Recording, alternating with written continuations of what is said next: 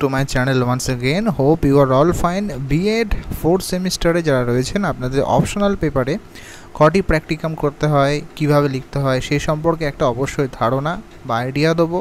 এবং ভিডিওর দ্বিতীয় টপিকে আমরা আলোচনা করব যে আপনাদের মেথড পেপার কোন কোর্সে থাকে এবং মেথড পেপারের যে অ্যাসাইনমেন্ট সেটাই বা কীভাবে লিখবেন।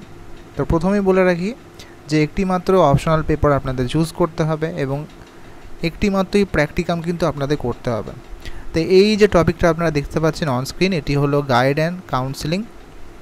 এর ওপরে অপসঙ্গতির ধারণা বলে একটি টপিক রয়েছে গাইড অ্যান্ড কাউন্সেলিংয়ে, তার ওপরে কিন্তু একটা প্র্যাকটিকাম রয়েছে। অপসঙ্গতির ধারণা অর্থাৎ শিশুদের মধ্যে যদি অপসঙ্গতি হয় বা দুঃসঙ্গতি হয় বা যদি কোনো খারাপ সঙ্গে লিপ্ত হয় তাহলে বাচ্চাদের যে বৈশিষ্ট্যগুলো লক্ষ্য করা যায় সেইগুলো সম্পর্কে একটা কিন্তু প্র্যাকটিকাম করা আছে। তা আপনাদের যে টপিকটা চুজ করবেন অপশনাল পেপার সেই টপিক অবশ্যই জানাবেন, চেষ্টা করব সেই টপিকের ওপরে ভিডিওটা বা প্র্যাকটিকামটা দেওয়ার। পরের টপিকে আমরা আলোচনা করব যে মেথড পেপার কোন কোর্সে থাকে এবং মেথড পেপারের যে অ্যাসাইনমেন্ট সেটা কীভাবে লিখতে হয়। চলুন দেখে নিই।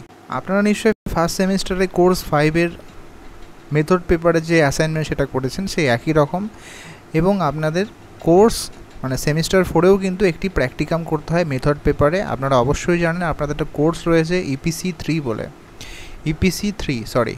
3 বলে, সেখানে আছে আইসিটি অর্থাৎ কম্পিউটারের ওপর একটা কিন্তু আপনাদের প্র্যাকটিকাম করতে হয়।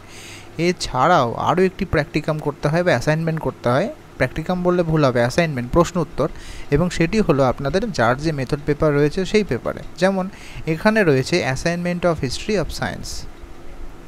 তো দেখে নেবো কেমনভাবে লেখা হয়েছে। যেমন এখানে বলছে ভূমিকাটা কীভাবে আছে, ইংরেজি সায়েন্স কথাটির উৎপত্তি কীভাবে হয়, অর্থাৎ সায়েন্স নিয়ে কিন্তু করা হয়েছে, বিজ্ঞানের যে ইতিহাস সেই সম্পর্কে এখানে একটা ভূমিকা দেওয়া রয়েছে, প্রশ্ন উত্তর, বিজ্ঞানের প্রকৃতি, নেচার অফ সায়েন্স, তার বিভিন্ন রকম বৈশিষ্ট্য, সূত্র নির্ণয়, বিজ্ঞানের প্রকৃতি, সুশৃঙ্খল যেমন হয় আর কিছু টপিক অনুযায়ী, পদ্ধতি, পরিমাপ, বৈজ্ঞানিক মানসিকতা, দ্বিতীয় উপাদান, তৃতীয় উপাদান, বৈজ্ঞানিক সত্য। তো একটা টপিকের ওপরে কিন্তু করা হয়েছে, হিস্ট্রি অফ সায়েন্স, বিজ্ঞানের ইতিহাস, প্রাচীন যুগ।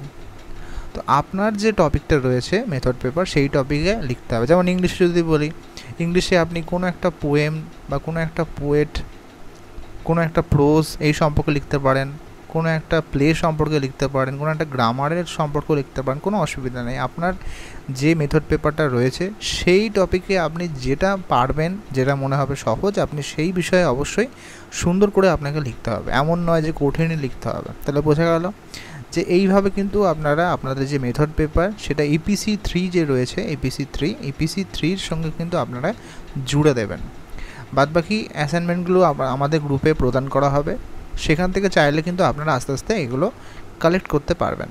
যদি কোনো রকম কোয়ারি থাকে বা প্রবলেম থাকে বা কোনো কিছু প্রয়োজন হয় অবশ্যই কিন্তু আপনারা জানাবেন। ভিডিওটি ইনফরমেটিভ মনে হলে অবশ্যই লাইক করবেন এবং সাবস্ক্রাইব করতে ভুলবেন না। Thank you.